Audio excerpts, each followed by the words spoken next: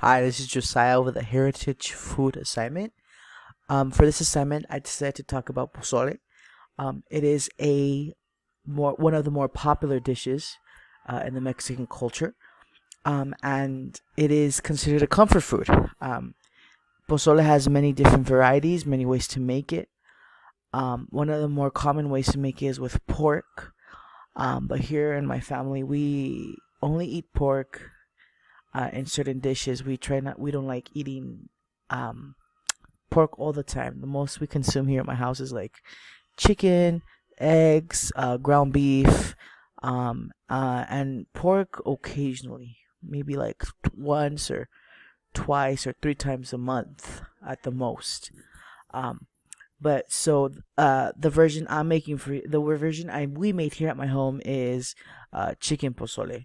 Um, it's very common to see white pozole in the Mexican culture, and it can be made many ways. Like I said, it's originally made white. You just boil the meat of your choice with the flavorings, and then you will add the hominy, and then you would eat it with salsa. You would add salsa to the thing, to the soup. I'm sorry.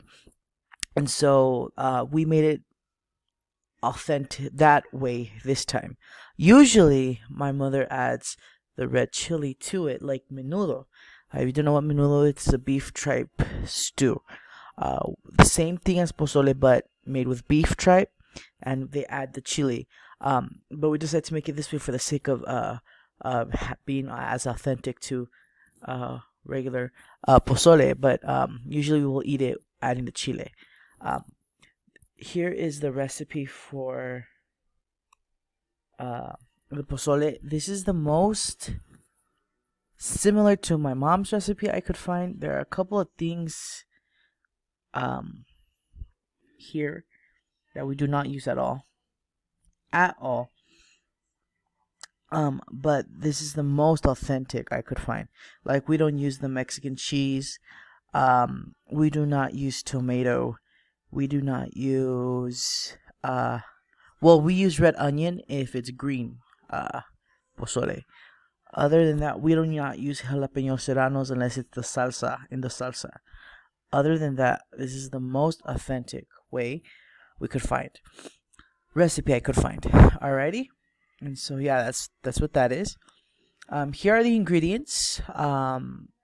We like I said, we use chicken. That bag of chili right there next to the hominy, that's usually the chili we would use for the pozole, and I put it in there so you guys can understand what I'm talking about. They're chili pods. You boil them, blend them with seasonings, and then you strain it to get all the seeds, the rest of the pulp, and then you would add it to the soup. But we did it the original way, where you make the salsa on the side and then add it, and everyone gets to uh, choose the spice level of their soup. All right, so here are the ingredients. Here's us making it. They're not in order at all, but you boil the chicken. It's in your bottom right. You add onion. We added boiled it with onion. That's all. We just added onion to it, nothing else. Salt, alrighty, and then we cut the toppings, which is in the bottom left. We didn't show cutting all of them, but that's just the cabbage, and then we shred the chicken, add the hominy. I didn't get that part.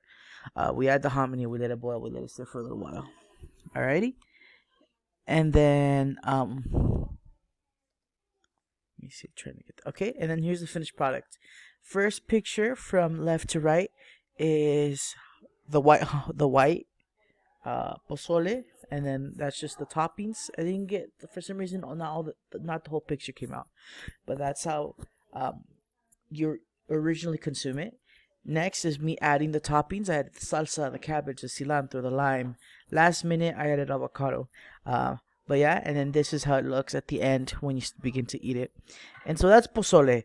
A more common food we eat. I prefer menudo. I didn't do that one because menudo takes a long time to cook, and we didn't have all day to cook. So this was done within an hour or less. Um, Chicken cooks fast. So that's why we decided to do this one. But thank you. I hope you like it. I hope the recipe, if you decide to try it, is good. So you guys, thank you.